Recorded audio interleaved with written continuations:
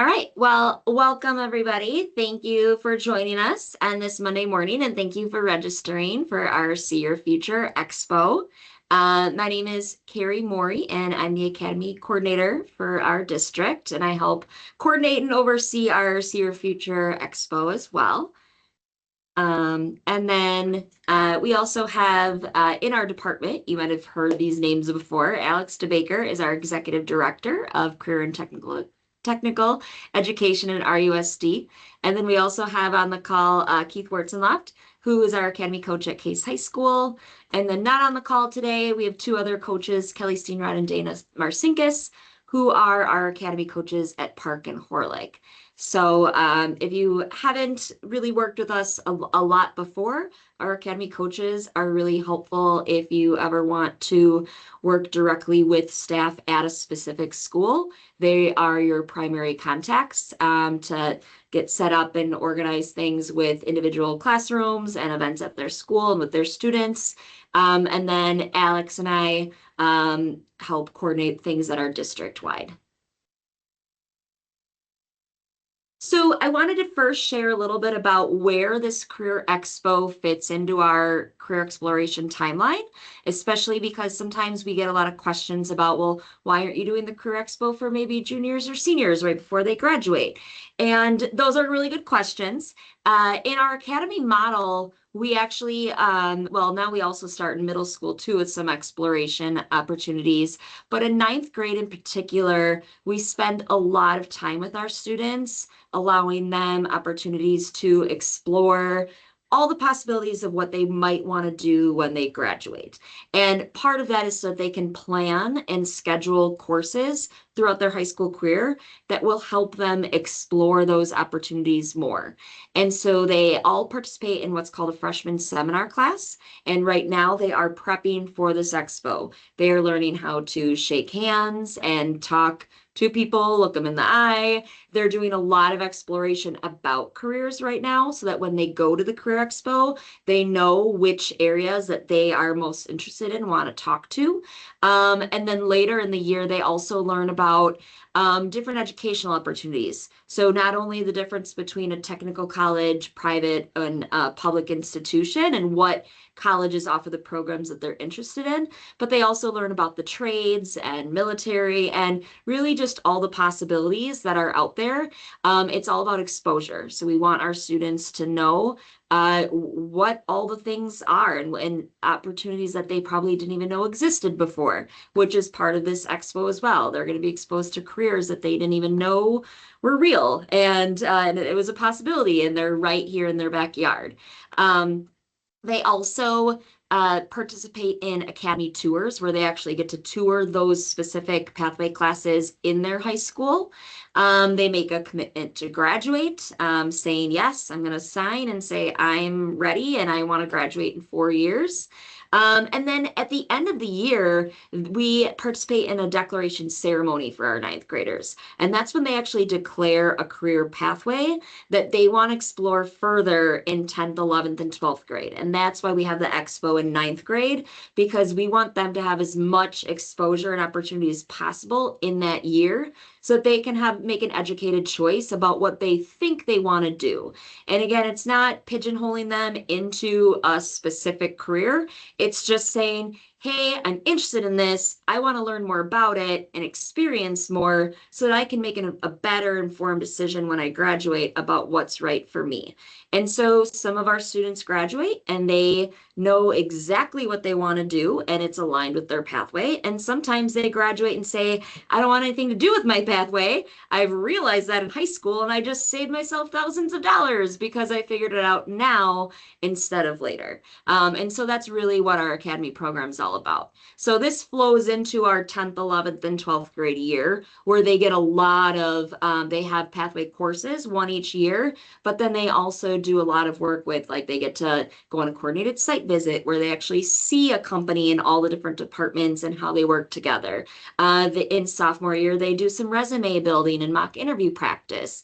They have opportunities 10th, 11th, and 12th grade to earn dual credits so that they get a head start on their college education if that's the path they want to take. In 11th and 12th grade, they also get to participate in job shadows. And that's a little bit more specific when a student says, okay, I'm really interested in this specific career. So now I want to shadow somebody for a couple hours and really get a feel for what their day-to-day life is like.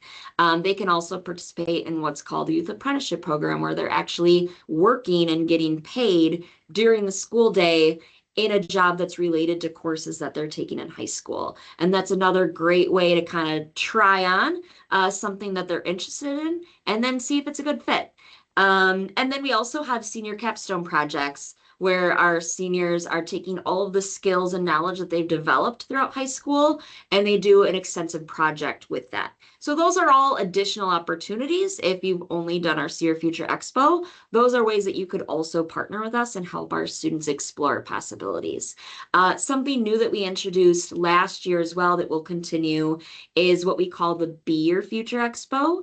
We did realize that, the SEE Your Future Expo is great for our ninth graders and it's a good timing and fit, but sometimes, 3, 4 years later, they forget some things or they have a lot stronger understanding now of what they want to do and they're ready to make a commitment to something. And so the Be Your Future Expo is a little bit more of a college fair / trades military employment fair where we want them to decide whether they want to enroll, enlist, or employ in something. And so that's when they're making those final decisions. And so we'll have more information about that expo too, if you're interested in also participating in that in the spring. So just wanted to share a little bit where this Career Expo fits in our timeline for our students. So the goal of the SEE Your Future Expo is we want our students to explore, again, all these career opportunities available to them, but also the skills, education, and experience they need to be successful in that pathway. And so we know that all kinds of people got to their current career from a variety of different paths. Most people don't start in ninth grade and say, I'm going to do this. And then they're still doing that when they're 40, 50 years old. Usually people kind of ebb and flow and find their path some way. And so that's an important story to share. And so we encourage you to share your personal story with our students about how did you get into your career? Because it's going to be different for everybody. And sharing, okay, these are the skills that I think are really important to be successful. This is the experience that led me to this. And then this is the educational background that I needed or the specialized training that I needed for this path. So that's going to be really important to share. We want students to walk away knowing, again, the various careers that are available and high in demand in our area. And sometimes it might be new to them. They've never heard of it before. And how different careers work together on a daily basis for business to operate.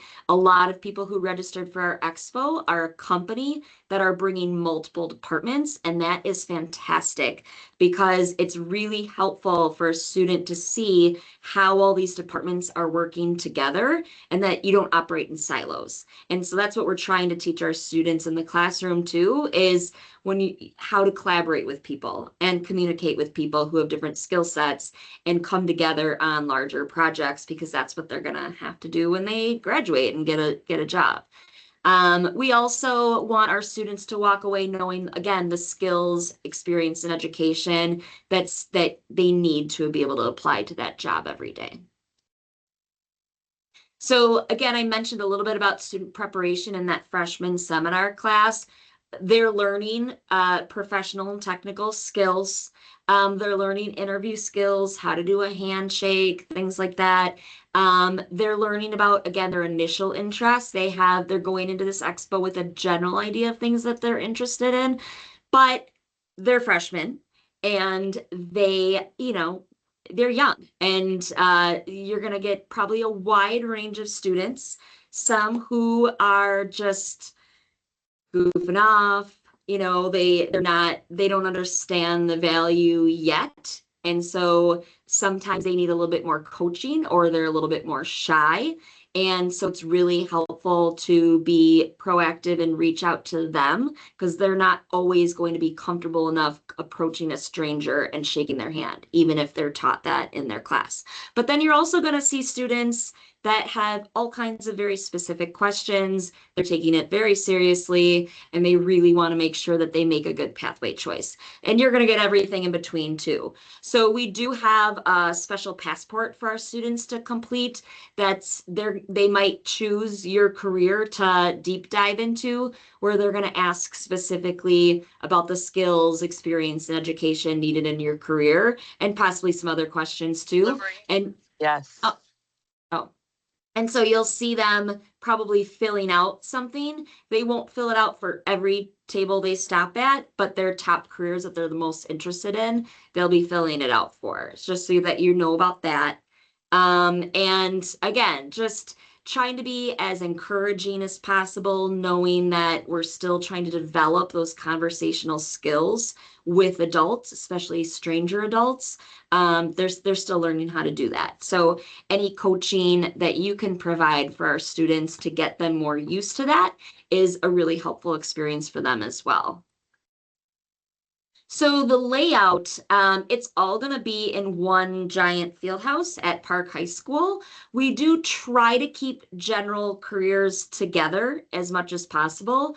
So if you're in anything related to business, marketing, accounting, and culinary, you'll probably be in a row or a general area that's with similar careers. Same thing with health, education, and leadership, or automotive, aviation, manufacturing, IT, construction, and engineering. Now, if you are a company that has many of those departments that span across, we did get a lot of feedback last year that you prefer to be together. So if you are a larger company with multiple booths, we will put you side by side unless you say otherwise. So again, just an overview of when you meet each other and when you engage. It's helpful. We'll have signs that you see in the picture there that'll show what the general careers are that are featured at that booth, and they'll be hanging up. But it's also helpful just to introduce yourself, what career you have, what organization you work for. Again, any kind of educational background that you can share, what if you needed a special degree or training for what you do. Um, it also English and math. We're constantly trying to prove the relevance and why it's important to excel in those subject areas. So helping make that connection too, if you use English skills or math skills in your career, that can be also helpful sharing like, oh, it's going to be important that you're paying attention to that geometry class so that, or, how to measure or write in a business email or whatever it happens to be so that they can like the light bulbs will go off of why they need to focus in their high school classes on these skills. It's helpful to share what you do, what types of things you're responsible for. Again, the types of like, what does your day-to-day job look like? And then it's really helpful to have a hands-on activity. Again, they're freshmen and they're not always going to be self-motivated to just talk to someone who's just standing at a table with brochures. That works for adults. It doesn't work as much for our young people. And so anything that you can do to have them doing something or engaging in something that's related to your work is going to draw people in. But also, I think I have this on the next slide about increasing engagement. If you have a giveaway, I strongly recommend to not have a bunch of candy just sitting out on the table because that first group is going to take all of your candy. They're going to walk by, they're going to say, ooh, there's a Tootsie Roll. They're going to grab it, and then they're going to keep walking because it's trick or treat time. Like that's what they're used to doing right now. And so I really encourage if you do have a giveaway, that's great, but make them work for it a little bit. Have them talk to you. They need to ask you questions. They need to engage with you or do the activity before they get the prize. And especially like any noisemakers or things that could be distracting in the classroom later that day. We strongly advise try to avoid those types of things. But if you have a giveaway, that's great. Again, just try to have the students engage with you before giving them the giveaway. And then it's also very helpful to stand in front of your table. It helps, again, pull the students in more and encourage conversation. If you're behind the table and you don't have necessarily a super engaging activity, then the students are just going to walk right by you. And it's just, as much as we try to train them, again, they're still learning how to have a conversation with somebody. They're in, especially right now, the digital texting, Snapchat world. They don't have a lot of life skills yet in how to converse with somebody, especially an adult. So the more that you can do, like stay in front of your table or have an activity to draw them in, the better it's going to be for everybody involved. So some examples of how people have engaged students in the past. You could have some fun, interesting facts about your company or trade. Maybe it's, I've seen like Jeopardy games or bingo games or things like that where they have to guess what the facts are. You could have actual tangible examples of your products that they can touch and feel and look at. You could, again, include some kind of activity that uses math, English, or some of those soft skills, transferable skills to get them practicing that. We've had activities where students have to look at x-rays and review them, where students were testing resistance bands for physical therapists. Firefighters and police officers often have like equipment that they get to try on and use and get in the cars. For trades, we've had people mudding a wall, painting a wall, hammering things. Um, Data analyst, you could have a survey if you want, and they can look at data in real time and something interactive on the computer. So I know not every job is super sexy like drywalling, and it's that's an obvious thing that you can have students doing. But if you're struggling with trying to think of a concept, have no fear. Feel free to reach out and we can troubleshoot and try to brainstorm ideas for an activity for you that relate to your career. Okay. So it's okay if you're like, my job is, just looking at a computer all day. It's not super fun. We can figure out a fun way to engage students so that they understand that too. All right, so setup, there's an optional setup on Friday, November 7th. I know everybody, that's your dream thing on a Friday afternoon is to come and set up a booth, but some booths are a little more in like detailed than others. So if you want that extra time, you can come between 1 and 5 o'clock on Friday and set up everything. There won't be anybody in the field house over the weekend. We purposely planned it for this week because there are no sports. There's actually no students in the building on Friday because they have parent-teacher conferences in the morning. So all the doors will be locked and it'll be just ready to go for you on Monday. If you don't want to set up on Friday, that's totally fine too. We will have our doors open at 7 a.m. on Monday also. That would give you an hour if you arrive at 7, because the first set of students are coming at 8 o'clock. We do recommend you come as early as possible, especially because parking can be, a lot, trying to drop off all your stuff. The students are coming to school about 7:15-ish. And so in the front of the school, there's going to be a lot of traffic. So I would recommend, that's where I sent a map on the main invite, but you want to park in the back by the field house. You can easily pull up and drop off your things and then find a parking spot as well. But the sooner, the better. Sometimes we always have late arrivals who are really scrambling at the last second to try to get everything on their table set up before the students arrived. So just try to keep that in mind. Your space will be 10 by 8. There will be an 8-foot table and 2 chairs. And there will be some pipe and draping in the back where we have the career signs hanging and things like that to separate your spot. This year, we will not be providing tablecloths unless requested. Okay, so if you have any kind of tablecloth that you can use, please bring it and we will have some spares available. But if you know that you're going to need a tablecloth, please feel free to send me an email and we can make sure that we have some set aside for you. Okay, and that's something new this year, just to look at some cost savings for the overall event. So just make sure you've got that. We will have a Wi-Fi connection for you. I will confirm at the school. It should be RUSD guest, but we'll confirm that day what the login and password is, just to make sure it's consistent. You will have access to power if you requested it. Please bring your own power cords and power strips. We do have some, but not always enough. And if you didn't request power, you probably won't have access to it because there's a lot of demand for power usually, and they're all in special areas.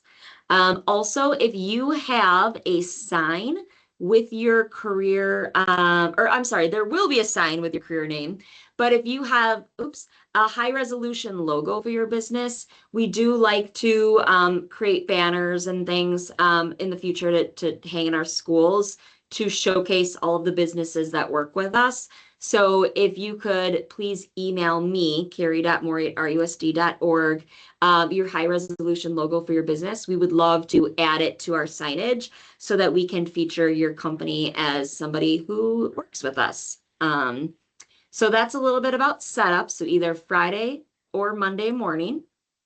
And that's the slide I already said. Oops, I didn't change. It says Wednesday the 6th. Sorry about that. It's Monday the 10th. I'll change that PowerPoint. On Monday, again, the students are arriving at 8. They're done by 11:45.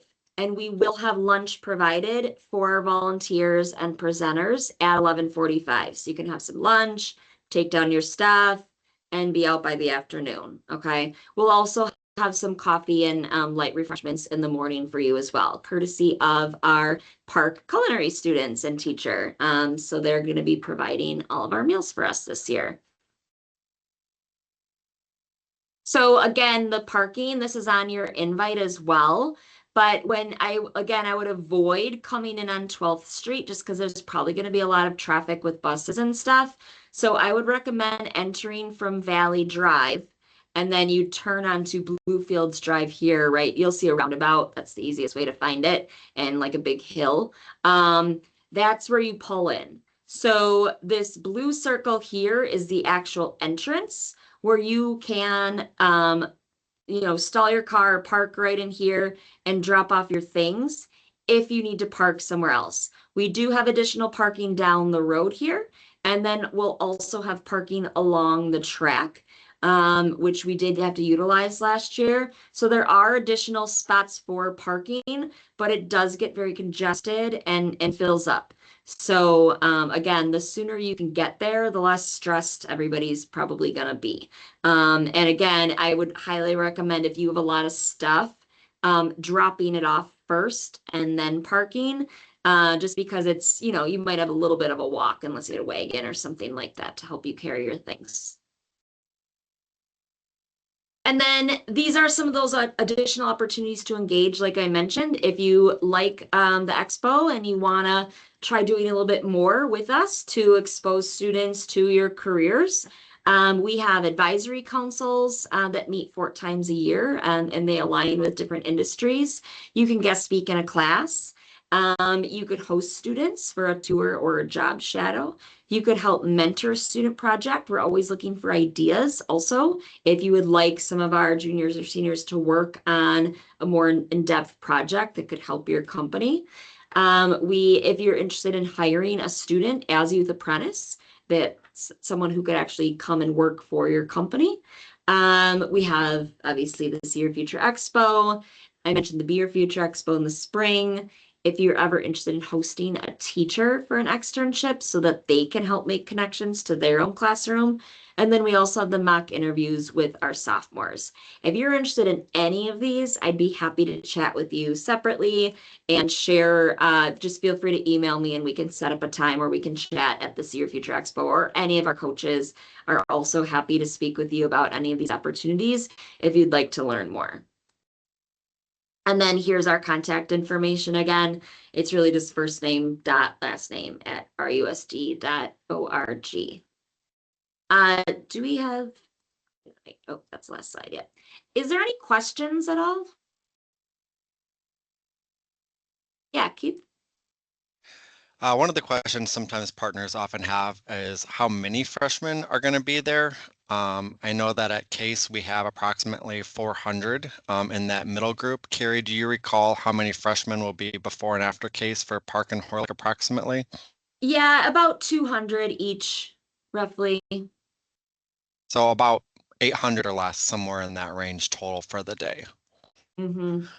And then another question partners had, like what to bring. Like if you were going to do like a giveaway, I certainly don't think you need to bring 800 because 800 students won't be stopping at your booth. But if you are going to bring anything, just be conscious of like students are going to bring these back to their schools. So we don't want anything that's like a noisemaker, a ball, a frisbee, anything like that. And again, you don't have to bring anything as a giveaway. We just want you to, if you choose to bring something, don't bring anything that they would bring back to their class that would be a distraction.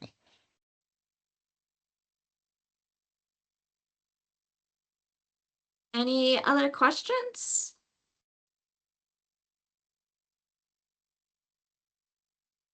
Great, I'm going to stop the recording.